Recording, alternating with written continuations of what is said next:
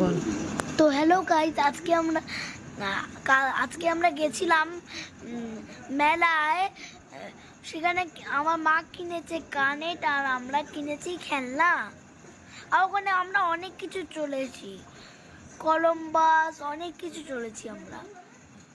আমার দিদি চলেছে হচ্ছে নাগরদোলনা।